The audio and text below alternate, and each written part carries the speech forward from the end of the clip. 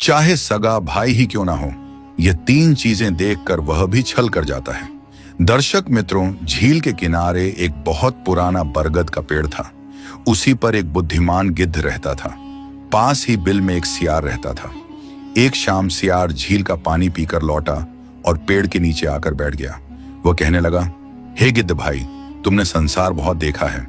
मुझे एक बात बताओ, क्या सगा भाई भी कभी छल कर सकता है?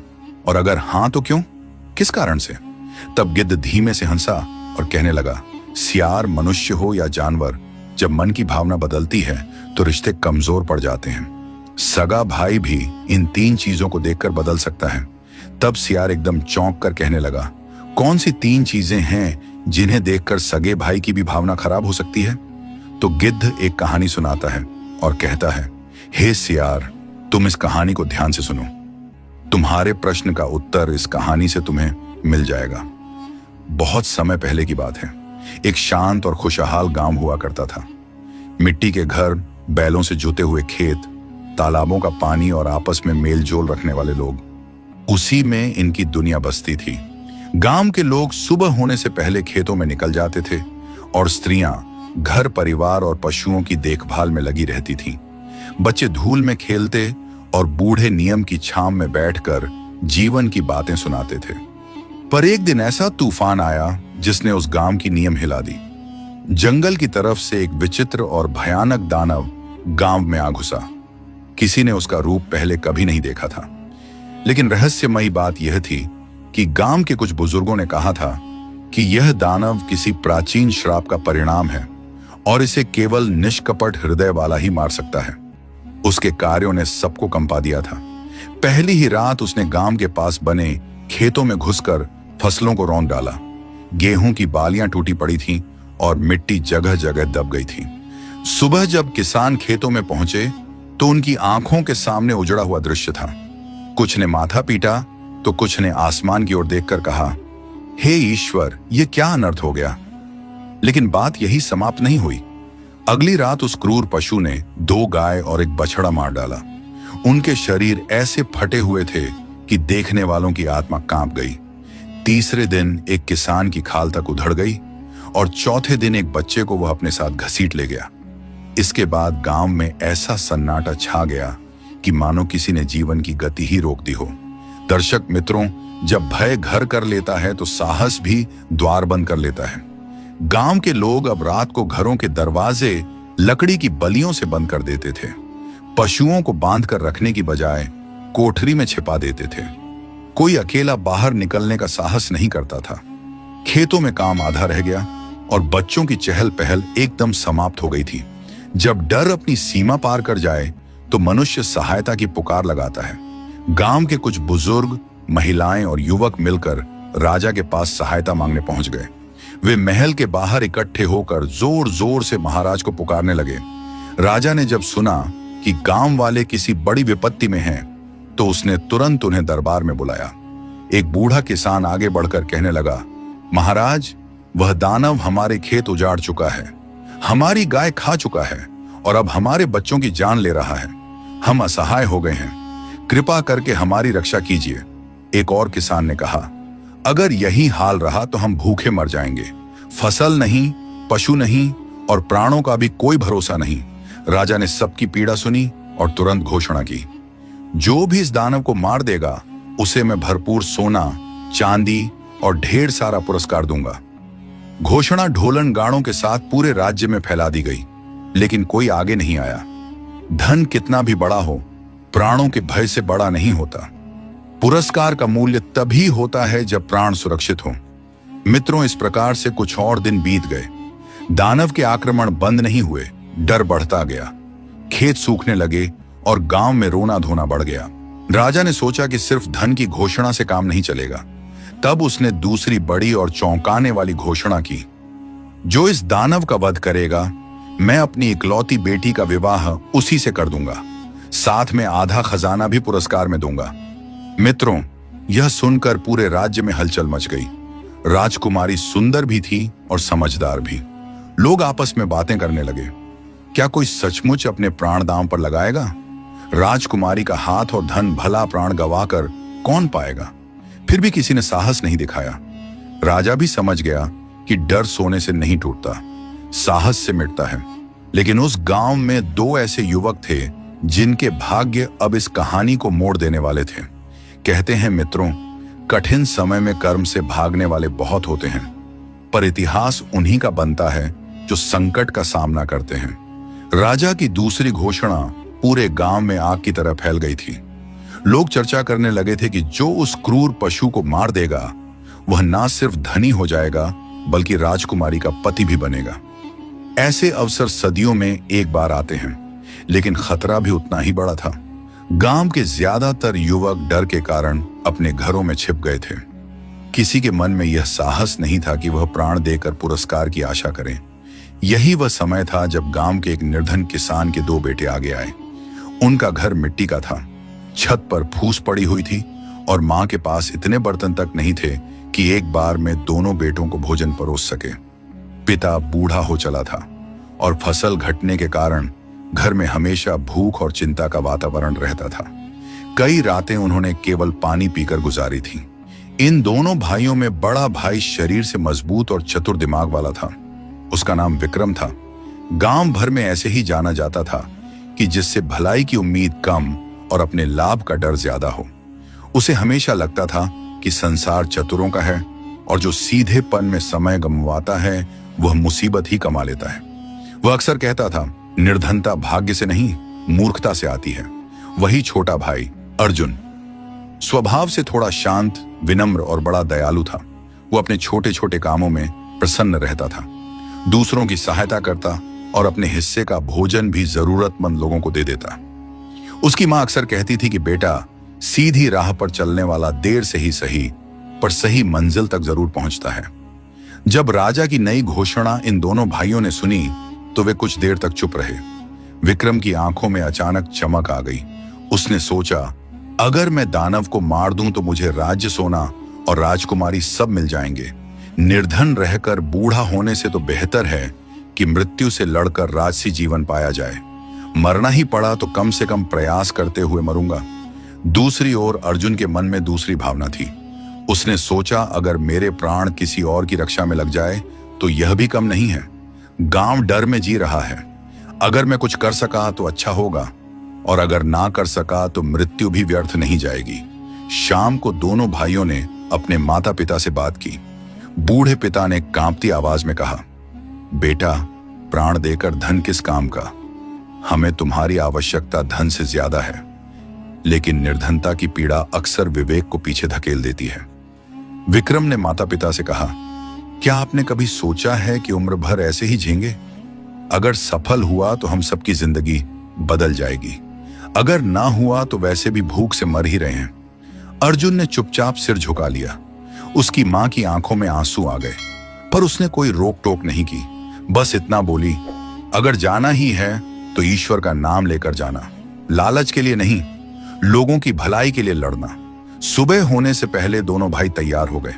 विक्रम मजबूत डंडा और लोहे की धारदार तलवार लेकर निकला। उसने अपने जूते भी पहने और कमर में छोटी छुरी बांधी। अर्जुन ने केवल एक साधारण लाठी उठाई और एक पुराने थैले में रोटी बांध ली।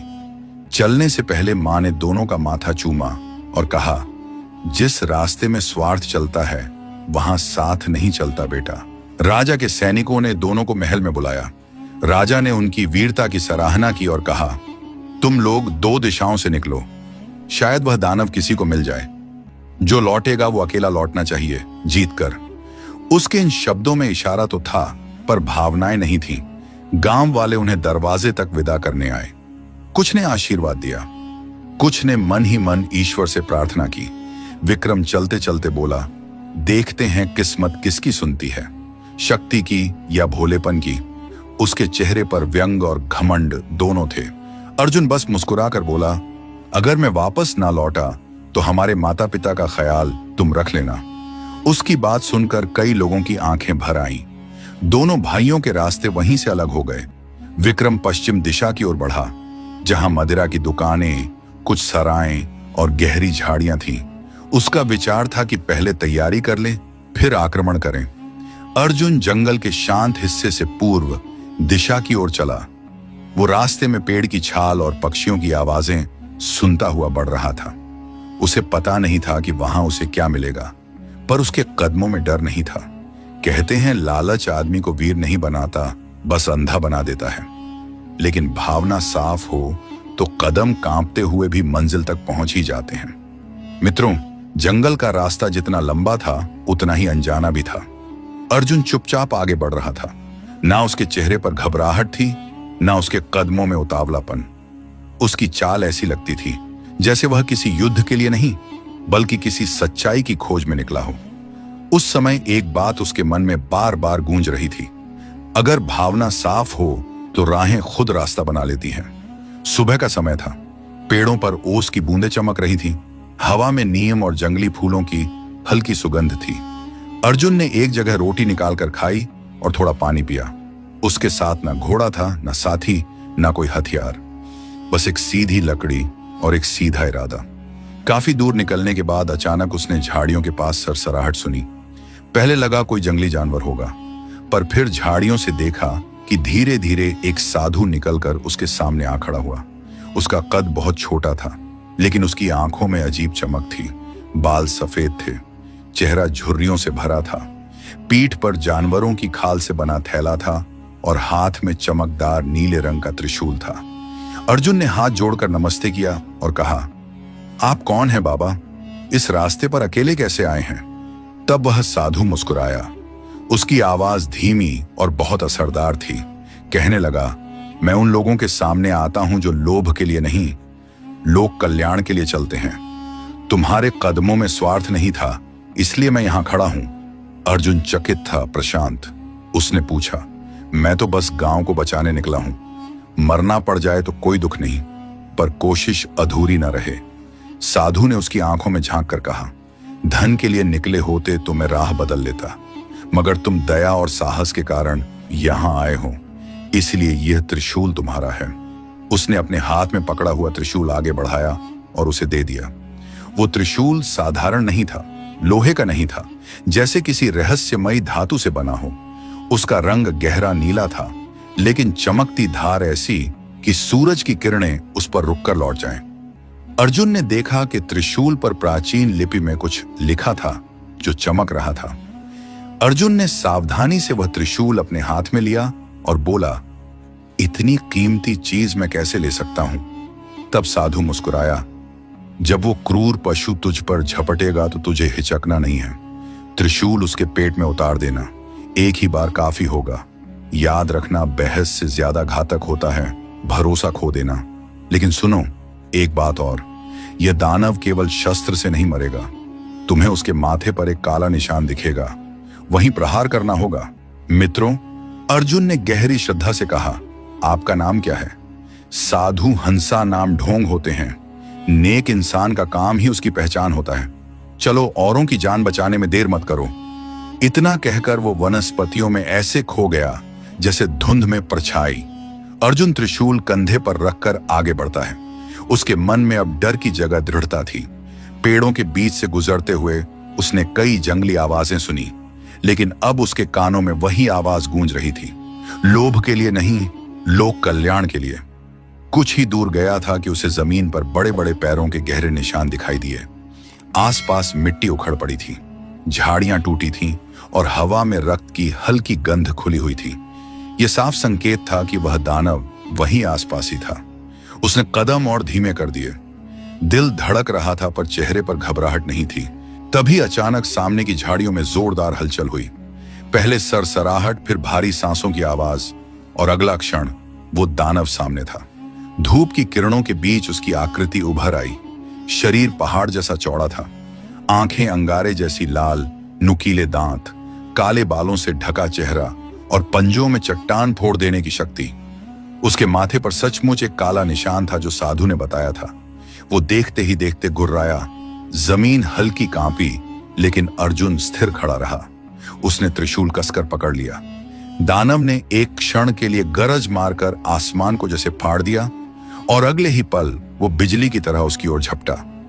दहाड़ इतनी भयानक थी कि दूर के पंछी तक उड़ गए। पर वही समय था जब साहस और हथियार को एक होना था, जैसे ही वह क्रूर पशु हमले को करीब लाया, अर्जुन ने बिना देर किए त्रिशूल को दोनों हाथों से पकड़कर सीधे उसके माथे के काले निशान पर पूरी शक्ति से घुमा दिया। चीख नहीं, धमाका हुआ। त्रिशूल निशान के आर पार चला गया और दानव आगे बढ़ने से पहले ही ढह गया। धरती हिल गई, सूखी पत्तियां उड़ गईं, जैसे सन्नाटा टूटकर खामोशी में बदल गया। अर्जुन कुछ देर वहीं खड़ा रहा। उसने अपने माथे का पसीना पोंछा और मन ही मन उस साधु को धन्यवाद किया। उसने आकाश की ओर देखा, जैसे किसी अनदेखी शक्ति को प्रणाम कर रहा हो।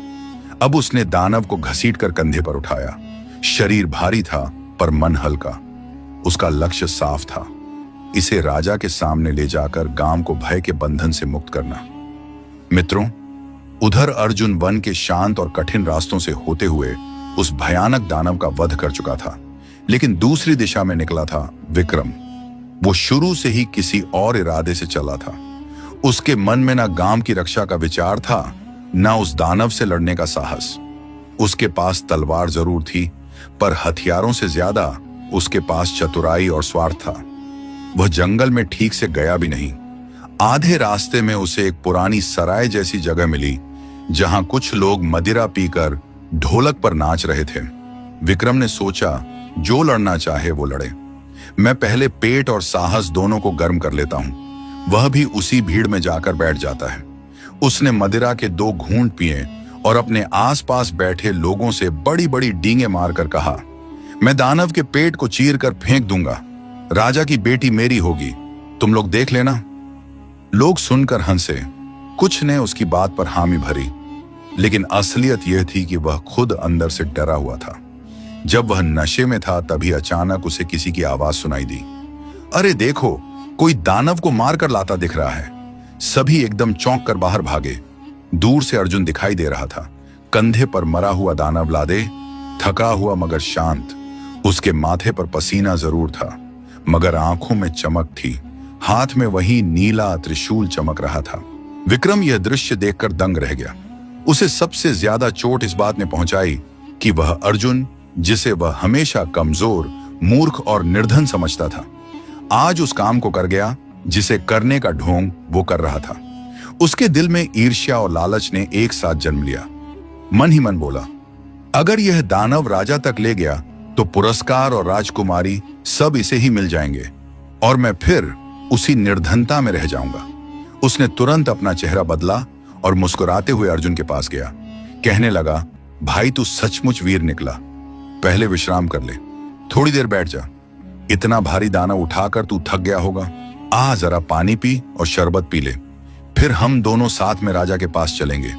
अर्जुन ने भोलेपन से सोचा कि बड़ा भाई सच में खुश है। उसने त्रिशूल अपने कंधे से उतारा और दानव वहीं पास में रख दिया। फिर वो उसके साथ बैठ गया। विक्रम ने प्यार से पहले पानी दिया, फिर चुपके से मदिरा भी पिलाता रहा। धीरे धीरे अर्जुन नशे के असर में ढीला पड़ने लगा। उसने सब कुछ बता दिया था। भाई, यह त्रिशूल मुझे जंगल में एक साधु ने दिया था, उसी की वजह से मैं दानव को मार पाया। उसने बताया था कि माथे के काले निशान पर ही प्रहार करना है। मित्रों, उसकी बात सुनते ही विक्रम की आंखों में लालच चमक उठा। उसने मन में तय कर लिया कि असली पुरस्कार तभी मिलेगा जब अर्जुन रास्ते से हटे। रात गहराने लगी। अर्जुन अब ठीक से चल भी ना पा रहा था। विक्रम ने कहा, चल मैं तुझे सहारा देता हूं। हम पास के पुल से होते हुए सीधा महल जाएंगे। मित्रों, वह दानव को अपने कंधे पर लाद लेता है और एक हाथ से अर्जुन को थामे हुए चलता है। रास्ते में अंधेरा गहराता जा रहा था। चारों ओर झींगरों की आवाज और ठंडी हवा थी। अर्जुन अर्ध बेहोश सा उसके साथ चल रहा था। जैसे ही वह जंगल के बीचों बीच बने उस पुराने पुल पर पहुंचे तो विक्रम रुक जाता है। पुल के नीचे तेज धारा वाली नदी बह रही थी। वो एक क्षण को चुप रहा, फिर धीरे धीरे अपने चेहरे से बनावटी मुस्कान हटाकर बोला, तूने वीरता तो दिखाई, लेकिन पुरस्कार के योग्य मैं हूं, तू नहीं। अर्जुन कुछ कह पाता, इससे पहले ही विक्रम ने उसे दोनों हाथों से धक्का दे दिया। नशे के असर और अनजाने वार से वो संतुलन नहीं बना पाया और सीधे पुल के नीचे गिर पड़ा। उसका शरीर पानी में गिरते ही धारा में बहने लगा। तैरना भी नहीं आता था। कुछ ही क्षणों में आवाज तक डूब गई। विक्रम ने नीचे झांका और संतोष की सांस ली। फिर वो नीचे उतरकर कुछ दूर जाकर पानी से उसका शरीर बाहर निकाला और किनारे गड्ढा खोदकर उसे वहीं दबा दिया। मिट्टी डालते समय उसके चेहरे पर न लज्जा थी न पछतावा। उसने मन ही मन कहा, अब पुरस्कार और दुल्हन मेरी है, किसे पता चलेगा कि सच्चा विजेता कौन है। सुबह होते ही वो उस मरे हुए दानव को कंधे पर उठाकर राजा के महल की ओर चल पड़ा। गांव वालों ने जब उसे उस दानव के साथ देखा तो उसकी वीरता की बातें करने लगे। कोई नहीं जानता था कि उसके हाथ पर रक्त नहीं पाप लगा है, और यही वह मोड़ था जहां सच्चाई का सिर कट गया और झूठ ताज पहनने चल पड़ा था। मित्रों, विक्रम मरे हुए दानव को कंधे पर रखकर राजा के दरबार में पहुंचता है। थकान का ढोंग करते हुए उसने ऊंची आवाज में घोषणा की, महाराज, आपकी प्रजा को सताने वाला दानव मर चुका है, उसे मैंने अकेले मार गिराया। मित्रों, यह सुनकर दरबारी चौंक गए। राजा ने उसकी तथाकथित वीरता की प्रशंसा की और उसी समय सोने के सिक्कों की एक थैली उसे दे दी। साथ ही यह भी घोषणा कर दी कि अगले शुभ दिन पर उससे राजकुमारी का विवाह किया जाएगा। मित्रों, सारे गांव में घी के दिए जलने लगे, ढोल बजने लगे। लोग कहने लगे, जिसने मृत्यु को हराया उसी को राज्य और दुल्हन मिलनी चाहिए।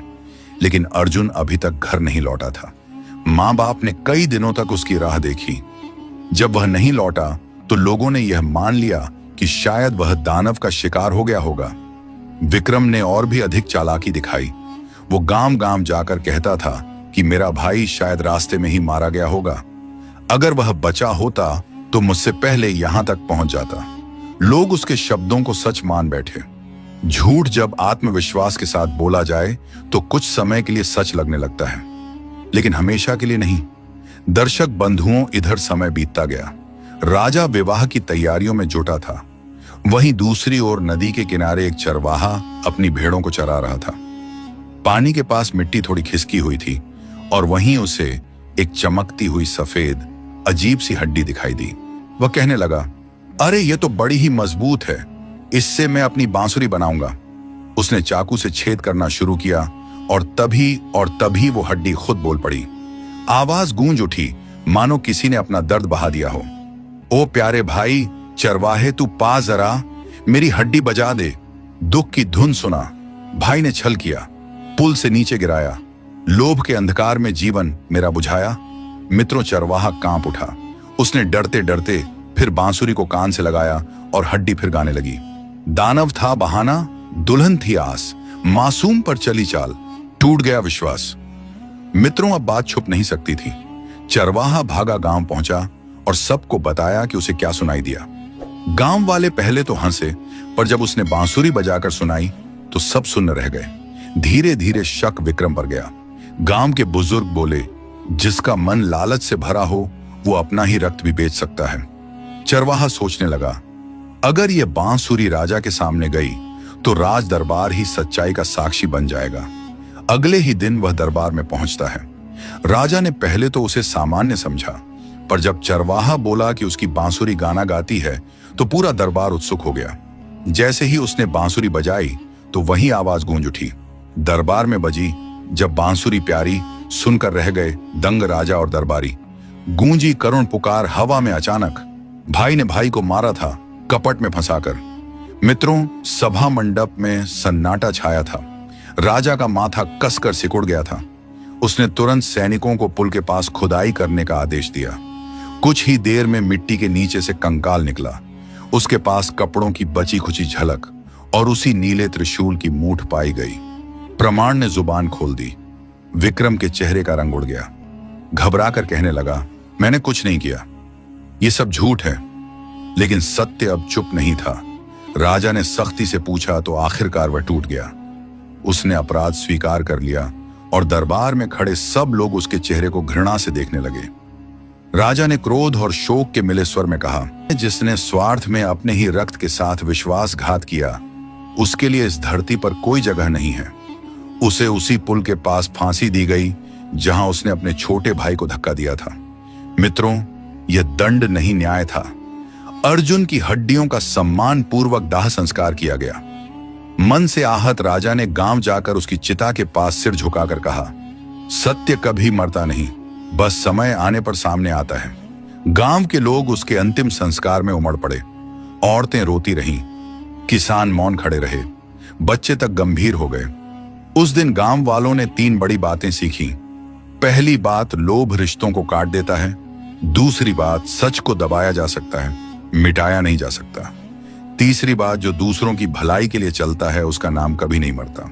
राजा ने राजकुमारी का विवाह नहीं कराया।